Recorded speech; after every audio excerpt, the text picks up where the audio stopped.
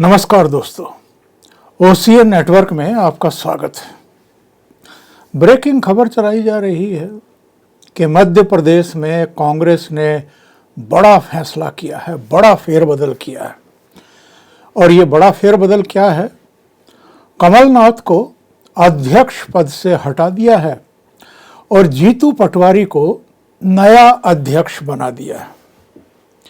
अब ये जीतू पटवारी कौन है? वैसे तो ये ओबीसी समुदाय से आते हैं और कमलनाथ के बारे में ये चर्चाएं हो रही थी कि जो बड़ी हार हुई है कांग्रेस की मध्य प्रदेश में, उसके लिए उनसे इस्तीफा देने के लिए कह दिया गया है। तो कमलनाथ दिल्ली पहुंच करके जो कांग्रेस का हाई कमान है उससे मिले भी थे और मिलने के बाद हो सकता है उसी समय इस्तीफा भी सौंप गए हों और सही समय का इंतज़ार किया जा रहा हो। तो चूंकि भारतीय जनता पार्टी ने मध्य प्रदेश में ओबीसी को, मोहन यादव को चीफ मिनिस्टर बनाया है, तो कांग्रेस ने भी जो अपना प्रदेश अध्यक्ष है वो ओबीसी को बना दिया है।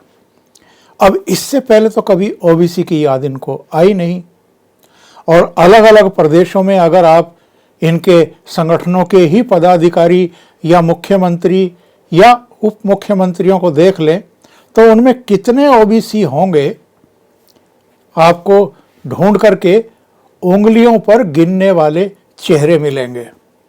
पर जीतू पटवारी को बनाया गया। अब सवाल ये उठ रहा है कि भाई जीतू पटवारी जो राऊ विधानसभा क्षेत्र से अपना चुनाव भी नहीं बचा पाए और कोई छोटी मोटी हार नहीं हुई है इनकी, 35,000 वोटों से हारे हैं। ऐसे 35,000 वोटों से हारने वाले जीतू पटवारी को आप मध्य प्रदेश कांग्रेस का प्रदेश अध्यक्ष बना रहे हैं। कमलनाथ को आप हटाइए, समझ में आता है। किसी को भी आप हटा सकते हैं क्योंकि आपके फैसले तो ऐसे ही होते हैं। जो मल्लिकार्जुन खड़गे 2019 का लोकसभा चुनाव गुलबर्गा से 95,000 वोटों के अंतर से हारे थे, उनको सोनिया गांधी और राहुल गांधी मिलकर के न केवल कांग्रेस का राष्ट्रीय अध्यक्ष बनाते हैं बल्कि राज्यसभा में लेकर के आते हैं और राज्यसभा में भी नेता प्रतिपक्ष बनाते हैं।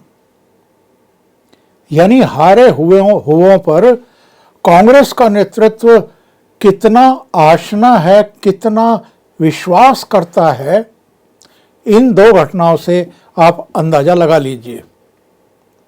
और मल्लिकार्जुन खड़गे 2014 से 2019 तक लोकसभा में भी कांग्रेस संसदीय दल के नेता थे। 2014 में आपको याद होगा कांग्रेस की 44 सीटें आई थी लोकसभा में। तो 2014 से 2019 तक उन्होंने लोकसभा में इतनी धुआंधार बैटिंग की मोदी सरकार के खिलाफ कि कांग्रेस की सीटें बढ़कर के 44 से 52 हो गई। तो इसका इनाम तो मल्लिकार्जुन खड़गे को दिया ही जाना था। 2019 का लोकसभा चुनाव 95,000 वोटों से हारने के बावजूद, चूंकि सोनिया गांधी और राहुल गांधी उनको पसंद करते हैं, इसलिए राज्यसभा में लेकर के आए, उनको नेता प्रतिपक्ष बनाया गुलाम नबी आज़ाद की जगह, और फिर कांग्रेस का प्रेसिडेंट भी बनाया। प्रेसिडेंट आप याद करिए, पहले तो ये अशोक गहलोत को बनाना चाहते थे। अब अशोक गहलोत राजस्थान का मुख्यमंत्री पद छोड़ना नहीं चाहते थे और छोड़ना भी चाहते होंगे तो जो उनके दुश्मन नंबर 1 थे सचिन पायलट, उनको मुख्यमंत्री नहीं बनने देना चाहते थे। इसलिए उन्होंने राष्ट्रीय अध्यक्ष का पद ठुकरा दिया, ना बनना स्वीकार किया, पर सचिन पायलट मुख्यमंत्री ना बन जाए ये सुनिश्चित कर लिया। अब तो खैर भारतीय जनता पार्टी की वहाँ वापसी हो गई है और ये जो नूरा कुश्ती हुआ करती थी अशोक गहलोत और वसुंधरा राजे में यानी महारानी के बीच में। वैसे तो राजस्थान में तो यही मशहूर है ना कि महारानी रहें या अशोक गहलोत रहें, बात तो एक ही है, दोनों की मौज है। तो इस बार महारानी भी चीफ मिनिस्टर नहीं बनी और जनता ने अशोक गहलोत की भी विदाई कर दी। तो ना तो अब अशोक गहलोत मुख्यमंत्री रहे, ना सचिन पायलट के लिए उन्होंने कोई गुंजाइश छोड़ी, क्योंकि बहुत बुरी तरीके से कांग्रेस हारी है राजस्थान में और इसी की आशंका व्यक्त की जा रही थी। हालांकि कहा तो ये भी जा रहा है कि भारतीय जनता पार्टी तो 130-35 सीटें जीतने वाली थी। ये महारानी ने कुछ कृपाएं की हैं अलग अलग जगहों पर, कुछ बागी प्रत्याशी खड़े करवा करके, और 10 से 15 सीटें भारतीय जनता पार्टी की या तो हरवा दी या वहां से बागी जीत करके आ गए। अब जो वसुंधरा राजे के बागी माने जाते थे, ऐसे 7 एमएलए वो भारतीय जनता पार्टी के खेमे में आकर के खड़े हो गए, यानी वसुंधरा राजे के साथ वो भी नहीं रहे। लेकिन मेरा कहना ये है कि ये जो कांग्रेस पार्टी है ये किस तरह के काम करती है, 2-3 उदाहरण मैं आपको देता हूँ। 2018 में जब विधानसभा के चुनाव हुए थे राजस्थान, मध्य प्रदेश और छत्तीसगढ़ में, तो उस समय तक ये था कि भाई पंजाब में अगर कैप्टन अमरिंदर सिंह प्रदेश अध्यक्ष रहते हुए मुख्यमंत्री बनाए गए हैं, छत्तीसगढ़ में अगर भूपेश बघेल प्रदेश अध्यक्ष रहते हुए मुख्यमंत्री बनाए गए हैं, तो राजस्थान में भी सचिन पायलट अध्यक्ष थे तो उनका हक बनता था, लेकिन उनको नहीं बनाया। उनको डिप्टी चीफ मिनिस्टर और प्रदेश अध्यक्ष बना करके रखा गया और उनको मन महसूस करके और उनके समर्थकों को भी मन महसूस करके कांग्रेस नेतृत्व का ये फैसला एक्सेप्ट करना पड़ा, स्वीकार करना पड़ा। नतीजा देख रहे हैं आप क्या हुआ है। बहुत बुरी तरीके से कांग्रेस हारी है। मध्य प्रदेश में ज्योतिरादित्य सिंधिया को ना प्रदेश अध्यक्ष बनाया गया, ना मुख्यमंत्री बनाया गया, ना राज्यसभा में भेजा गया। नतीजा ये हुआ कि उन्होंने बगावत कर दी और उससे पहले दिग्विजय सिंह और कमलनाथ दोनों का जो नेक्सस था, जो मिली भगत थी, उसको बर्दाश्त नहीं कर पाए ज्योतिरादित्य सिंधिया और उनके समर्थक, और उन्होंने कांग्रेस पार्टी छोड़ दी और भारतीय जनता पार्टी के साथ चले गए। अब ज्योतिरादित्य सिंधिया तो केंद्र में मंत्री हैं, कैबिनेट मंत्री हैं, नागरिक उड्डयन का मंत्रालय संभालते हैं। उनके जो समर्थक आए थे वो तब भी उपचुनाव में जीते, क्योंकि सबने विधानसभा की सदस्यता से त्यागपत्र देकर के उपचुनाव जीता था। उनमें से अधिकांश करीब 18 के आसपास जीत करके वापस आ गए थे। उनको मंत्री पद भी मिले। इस बार भी उनमें से बहुत सारे जीत करके आए और अब जब मंत्रिमंडल का गठन होगा तो जाहिर है उनको फिर से स्थान मिलेगा। लेकिन भारतीय जनता पार्टी ने राजस्थान भी जीता, मध्य प्रदेश भी दोबारा जीता और 2/3 बहुमत से जीता। और जिस छत्तीसगढ़ के बारे में ये कहा जा रहा था कि वहाँ तो भूपेश बघेल का जादू चल जाएगा, कांग्रेस निरंतरता में दूसरी बार सरकार बना लेगी, वहाँ भी कांग्रेस बुरी तरीके से हारी, 35 सीटों पर आ गई और भारतीय जनता पार्टी 50 सीटों से अधिक जीत करके वापस 5 साल बाद सत्ता में आ गई। भारतीय जनता पार्टी किस तरीके से काम करती है आप जरा देखिए।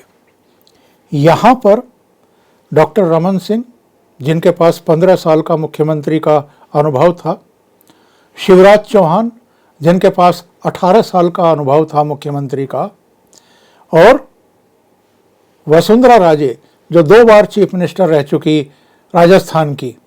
चूंकि भारतीय जनता पार्टी को जो इन 3 चेहरों के खिलाफ 2018 में एंटी इनकम्बेंसी फैक्टर दिखाई दिया था, उसको न्यूट्रल रखना चाहती है और जो नई पीढ़ी है उसको आगे लेकर के आना चाहती है।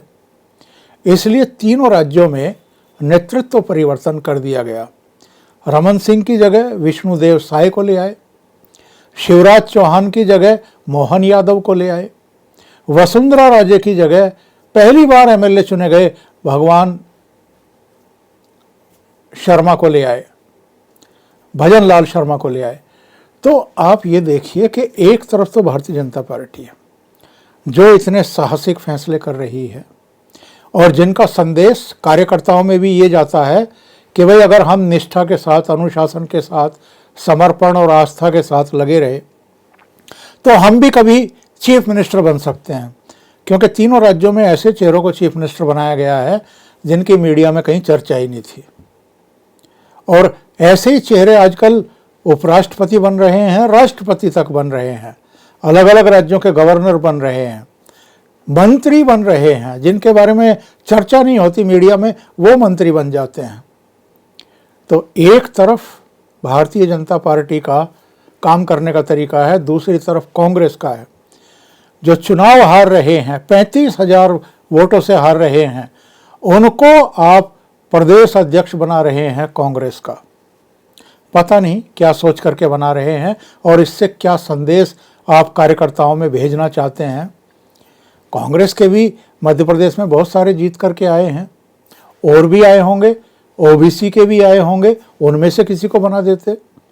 लेकिन जीतू पटवारी को बनाना है क्योंकि वो परिक्रमा करने वाली जो ब्रिगेड है दिल्ली की, राहुल गांधी की, प्रियंका वाड्रा की, सोनिया गांधी की, उनकी परिक्रमा करने वालों को इनाम दिया जाता है, भले ही वो चुनाव हार जाएं। और ऐसों को राष्ट्रीय अध्यक्ष भी बना दिया जाता है। मल्लिकार्जुन खड़गे इसका श्रेष्ठ उदाहरण है। ऐसी अनेक रिपोर्ट आई पड़ी हैं कांग्रेस नेतृत्व के पास, AK एंटनी की रिपोर्ट से लेकर के बहुत सारी रिपोर्ट्स हैं जिनमें इन कमियों, खामियों और जो फैसले जिस तरीके से लिए जाते हैं इसको लेकर के तमाम तरह के सवाल भी खड़े किए गए और सुझाव भी दिए गए, लेकिन उन पर कोई अमल नहीं होता है। और जिस तरह के फैसले ये लिए जाते हैं, एक दौर था जब मैं AICC कवर किया करता था दिल्ली में रहते हुए, तब राज्यसभा में ऐसे ऐसे लोगों को लाया जाता था जो लोकसभा का चुनाव या तो हारे हुए होते थे या जिनकी लोकसभा का चुनाव लड़ने की हिम्मत ही नहीं होती थी, और वो हाई कमान बने हुए थे सोनिया गांधी के साथ में।